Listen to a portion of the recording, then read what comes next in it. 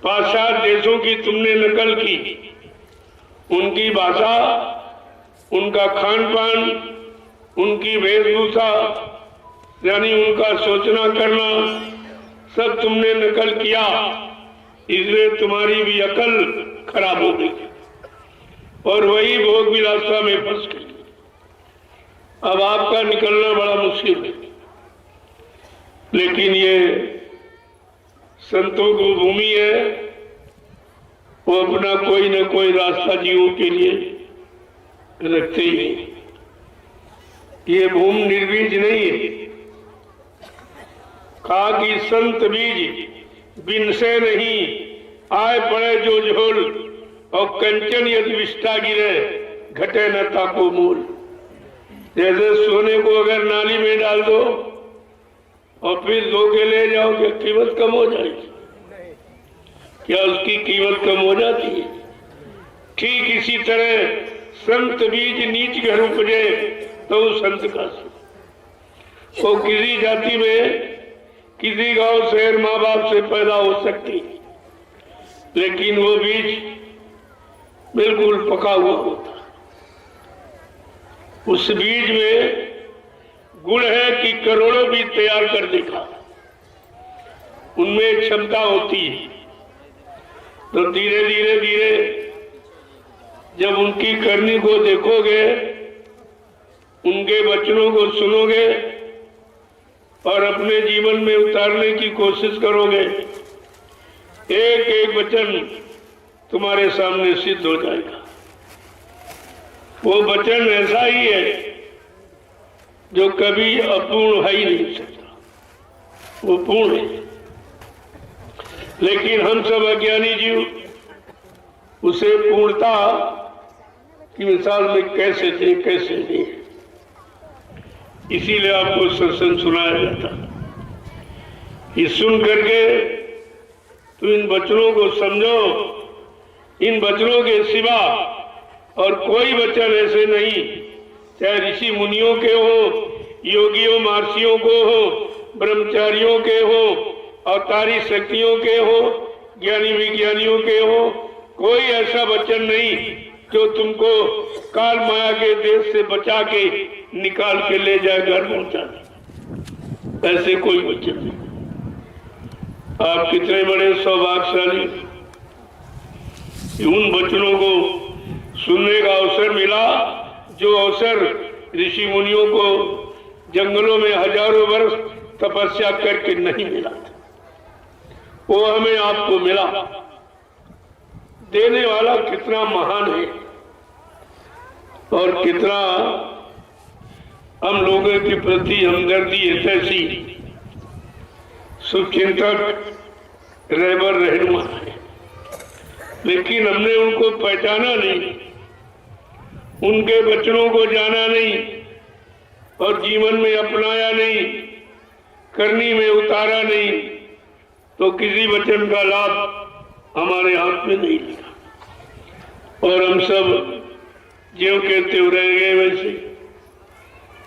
तो ये विचार आपको करना चाहिए कि ऐसा समय मेरे लिए लाया गया। हम सब कलयुग के गंदे कमजोर भोगी विलासी जी उसके काबिल नहीं है, लेकिन फिर भी अधिकारी न होते हुए भी आपको अधिकार दिया गया, लेकिन आपने अधिकार का प्रयोग नहीं किया। ये जीव की कितनी बड़ी नासमझी है, कितनी बड़ी अज्ञानता बोल भरम है। तो जब वचनों को सुनते रहोगे, धीरे धीरे ये वचन तुम्हारे में रगड़ मारे, सारी गंदगी, सारा भूल भ्रम अज्ञानता को उतार के अलग कर देगी। इन वचनों में इतनी पैनी धार होती है। बात तो ये है समझदारी की, अगर समझ लेते तो अब तक काम आपका शुरू हो गया, लेकिन शुरू होने के बजाय रुक गए और पीछे लौट गए। जहां से निकालकर समृद्ध चतुर्दाता दयालु ने हमें आपको सही सच्चे रास्ते पर लाके खड़ा किया, हम खड़े भी नहीं रह पाए बढ़ने की तो बात छोड़ दो, खड़े भी नहीं रहे और इतने पीछे चले गए कि जहां से आए थे फिर वहीं पहुंचे, जैसे कि तैसे। तो सारी मेहनत आपने अपनी भी बेकार की और महापुरुष की। खैर उनकी मेहनत तो बेकार नहीं होती है, बेकार तो हमने अपनी आप की है। वो तो मसाला जो कहते हुए कहा था, जब तुम इसके काबिल बन जाओगे मैं ये सब तुमको सौंप दूंगा। परिवर्तन का मसाला का मैंने सब बना के तैयार कर लिया, हमको उसकी बनाने की जरूरत नहीं है, हमको तुमको देने की जरूरत, लेकिन दूंगा कब? जब इसके काबिल दे दूंगा। और काबिलता की, योग्यता की पहचान एक ही तरीका है कि परीक्षा। बिना परीक्षा के योग्यता का पता नहीं चलता। तो परीक्षा तो ली नहीं, क्योंकि हम लोगों ने कोई परीक्षा के काबिल पढ़ाई नहीं की। जब पढ़े नहीं तो परीक्षा क्या हो गया? इसलिए गुरु ने अपनी परीक्षा की। ये भी सृष्टि का अनोखा कि गुरु ने अपनी परीक्षा। यहां तो ये जाना गया है, बताया गया कि गुरु जब ज्ञान देता है फिर उस ज्ञान की परीक्षा लेता कि मेरा ज्ञान इसने लिया कि नहीं लिया, मेरे ज्ञान के अनुसार इसने अपने जीवन में बदलाव किया कि नहीं किया, अपने मन की बुरी गंदी आदतों को सुधारा कि नहीं सुधारा। ये परीक्षा ली। लेकिन कैसा मालिक आया कि अपनी परीक्षा दी और फिर हम लोग हो गए। परीक्षा गुरु ने दी और फेल ये चेले सब हो गए। बड़ा विचित्र खेल है ये। ऐसी तो लीला कभी किसी ने की ही नहीं, क्योंकि ये है बचाव लीला, ये सुधार लीला, संहार लीला नहीं, सुधार लीला। पहले की जितने नाम सतयुग त्रेता द्वापर में जो जगाए गए, सतयुग में योगियों ने हरि नाम जगाया तो हरि लीला हुई। त्रेता में ऋषि मुनियों ने राम नाम जगाया तो रामलीला हुई। द्वापर में गुरु ने कृष्ण नाम जगाया तो कृष्ण लीला हुई। लेकिन कलयुग में कौन सी लीला हुई?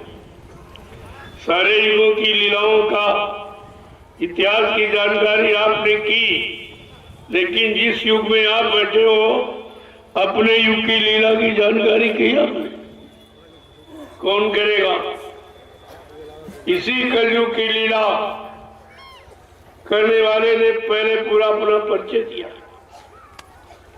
कि परिचय दिया कि आगे एक ऐसी नाजुक स्थिति बना के खड़ी कर दूंगा, फिर कुछ दिनों के लिए मैं तुम्हारे से दूर चला जाऊंगा, तुम इतनी जल्दी मुझे पहचान नहीं पाओगे। मैं अपना काम समय से करके दिखाऊंगा, लेकिन तुम लोग मेरा इंतजार भजन करके करते रहना। कि आपने ये गुरु आदेश माना है, भजन करके किसी ने इंतजार किया है, एक मिनट भी इंतजार आपने नहीं किया। कोई इधर भाग गया, कोई उधर भाग गया, कोई उधर। यानी कहा था खड़े रहना, पड़े रहो दरबार में धक्का धनी के खाओ, कबहू दीन दयाल के भनक पड़ेगी कान।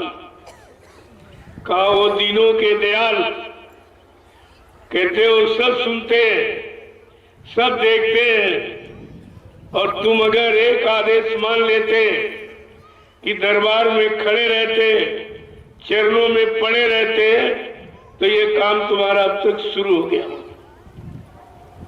करना कराना तो दूर रहा, हम खड़े पड़े नहीं रह पाए और भाग खड़े नहीं। और आपने अपना काम कितना पीछे ढकेल दिया। तुम्हें इस पर विचार करना चाहिए कि हमको जहां खड़ा किया गया था हम खड़े भी नहीं रह पाए, और खड़े होने का वो लाभ जो यानी भजन करने पर लाभ मिलता है, वो केवल खड़े रहने पर लाभ लेने के लिए कहा। पहले भी कहा था अपने बच्चों को, कोई कठिनाई देखूंगा तो सरल कर दूंगा, इससे ज्यादा सरल और क्या। पड़े रहो दरबार में, पड़े भी नहीं रह पाए। कहा मैंने भवसागर पार करने के लिए नाम की नौका लगा दी, तुम विश्वास के साथ इस पर बैठ जाओ, मैं को तुम्हारे घर पहुंचा दूं। ना तुम बैठ पाए न खड़े रहे, कोई आदेश तो आपने पालन किया नहीं, फिर लाभ कैसे आपको मिलेगा? लाभ तो दया तो आदेश पालन पर मिलती, और एक भी आदेश आपने नहीं माना। और कहते हम गुरु भक्त हैं, हम गुरुमुखी हैं, गुरु शिष्य हैं, कौन तुमको मानेगा? आगे आने वाले समय में तुम्हें कौन गुरु का भक्त, गुरु का शिष्य, गुरु का मुरीद तुम्हें मानेगा? क्योंकि आपके पास गुरु की महिमा समाप्त हो गई। जब तुमने ये कह दिया गुरु मर गया, गुरु चला गया, ये विश्वास जब तुम्हारा हो गया, तब गुरु से मिलने वाला लाभ समाप्त हो गया। वो तो आपसे मिलने वाला है नहीं, और बिना गुरु की कुछ होगा नहीं। तो जिन्होंने कह दिया गुरु चले गए, उनका क्या होगा? उन बेचारों का काम कौन करेगा? जबकि लिखे आपको बताया गया कि गुरु भी ने भाव निधि इतर ना कोई, और जो भी रांची इस शंकर सम होई। कहते कोई नहीं जा सकता, वो सब पर लागू कोई, ज्ञानी ध्यानी विज्ञानी कोई भी बिना गुरु के इस भवसागर को पार नहीं कर सकता। और इन्होंने मान लिया कि गुरु मर गया, तो ये बेचारे भवसागर से कैसे जाएंगे? ये सब के सब इसी में पड़े रहे, कभी निकलने की उम्मीद भी नहीं। अगर ये कह देते भाई गुरु महाराज कहीं चले गए, अंतर ध्यान हो गए, तब भी ये उम्मीद थी जब आएंगे तब होगा। और तुमने तो कह दिया कि मर के चले गए, यानी कभी होगा ही नहीं। तो फिर गुरु के आने का और तुम्हें उनका भक्त बनने का लाभ क्या मिला? इस पर कभी आपने विचार किया है? अगर इस पर विचार किया होता तो आज गुरु परिवार में शंका के बादल नहीं छाए होते। ये सब शंका पर, शंका ने ऐसे ढक लिया जैसे काई तालाब के पानी को ढक लेती है, लेकिन लंबे समय तक नहीं। जब हवा चलेगी तो काई को समेट के किनारे कर दी। ऐसे जब गुरु के सत्य वचनों की हवा चलेगी तो ये शंका संदेह भूल भ्रम के पर्दे और काई ये सिमट के किनारे हो जाएगी, ये सब किनारे हो जाएंगे। आप देखते जाइए कि धीरे धीरे धीरे कैसे किनारे हो रहे, कैसे जीवों को निकाला जा रहा। जब मैंने ये आवाज लगाई 28 मई 2012, कोई साथ देने वाला नहीं, और किसी ने साथ दिया भी नहीं। लेकिन मुझको अपने गुरु पर विश्वास कि गुरु का वचन कभी झूठ नहीं होता। संत वचन पलटत नहीं, पलट जा ब्रह्मांड। चाहे ब्रह्म अपनी ब्रह्मांड की रचना में तब्दील बदलाव क्यों न कर दे, लेकिन संत जो कहेंगे वो करके दिखाएंगे, वो करके दिखाएंगे। समय कुछ भी लग जाए, देर में सवेर लेकिन अंधेर नहीं हो सकती। इस पर आपको मजबूती से विचार करना चाहिए था और आपने कुछ नहीं किया। लोगों ने साथ तो दिया नहीं, डराने घबराने भयभीत और करने लगे कि आप अकेले हो, संघर्ष सब उधर है। तो भागों में लोगों ने बंटवारा कर लिया, कुछ उसके बाद कुछ उसके बाद। आपके पास तो कोई संगत नहीं है, कोई आपके पास पैसा नहीं है, आपके पास कोई प्रशासन नहीं है। कहा हाँ ये तो बात सत्य है, लेकिन जो है मेरे पास वो उनके पास नहीं। कहा क्या? कहा मेरे पास मेरा गुरु है और उनके पास गुरु नहीं, क्योंकि उनका गुरु मर गया। उनके पास गुरु नहीं है और काम गुरु के द्वारा होगा।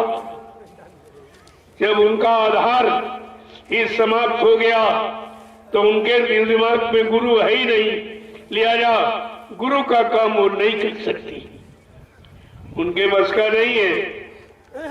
ये तो साफ जाहिर है, वो कितनी गुरु बनने की नकल करे लेकिन गुरु का काम नहीं कर सकती, क्योंकि उसके दिल से गुरु चला गया।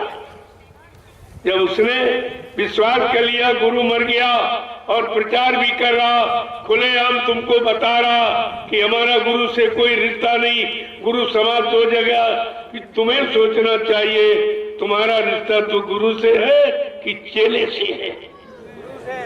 इतनी छोटी बात आप नहीं समझ।